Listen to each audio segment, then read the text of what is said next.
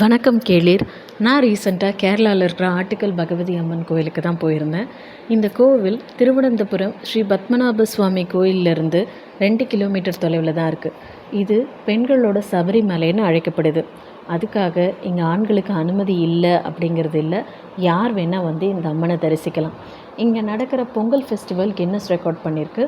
கிட்டத்தட்ட 20 லட்சத்துக்கும் மேற்பட்ட மக்கள் இங்கே ஒன்று கூடி 2009ஆம் ஆண்டு பொங்கல் வச்சுருக்காங்க.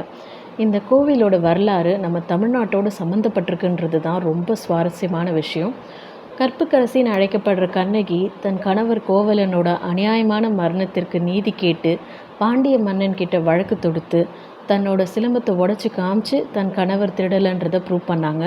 அந்த ஆவேசத்தில் அவங்க மதுரையை எரிக்கவும் செஞ்சாங்க. மதுரையில் இருந்து ஆவேசமாக நடந்த கண்ணகி இன்றைக்கி ஆட்டுக்காலுங்கிற இந்த பகுதியில் வந்து இளைப்பாறினதாக சொல்லப்படுது. அதனோட நினைவாக தான் இந்த கோவிலை கட்டியிருக்காங்கன்னு வரலாறு சொல்லுது.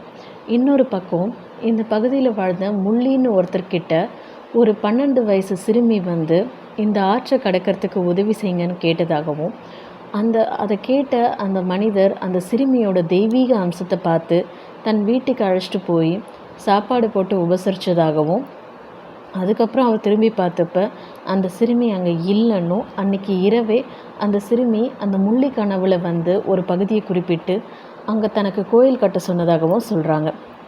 இந்த கோயிலில் வெடி நேர்ச்சைன்ற வேண்டுதல் ரொம்பவே ஸ்பெஷல். இந்த அம்மனுக்கு வெடின்னா ரொம்ப பிடிக்கும். அதனால் இந்த வேண்டுதலை இன்றைக்கும் தொடர்ந்து நடத்திட்டு வராங்க. ஒரு வெடிக்கு 10 ரூபாய் சார்ஜ் பண்ணுறாங்க. நீங்கள் அமௌண்ட் பே பண்ண உடனே அங்கே வந்து உங்களுக்கு அனௌன்ஸ் பண்ணிடுறாங்க. உடனே அங்கே ஒரு வெடி சத்தம் கேட்குது. டெம்பிள் ரொம்பவே அழகான ஆர்கிடெக்சரில் கலைநயத்தோடு இருக்கிற சிற்பங்களால் நிறைஞ்சு மனசுக்கு இதமான சூழ்நிலையை ஏற்படுத்துதுன்னு தான் சொல்லணும். சக்தி வாய்ந்த இந்த அம்மனை நீங்களும் வாய்ப்பு கிடைச்சா ஒரு முறை போய் பார்த்துட்டு வாங்க. உங்களுக்கு இந்த வீடியோ பிடிச்சிருந்ததுன்னா எனக்கு லைக், ஷேர் அண்ட் சப்ஸ்கிரைப் பண்ணி சப்போர்ட் பண்ணுங்கள். இன்னொரு வீடியோவில் பார்க்கலாம். தேங்க்ஸ் ஃபார் வாட்சிங்.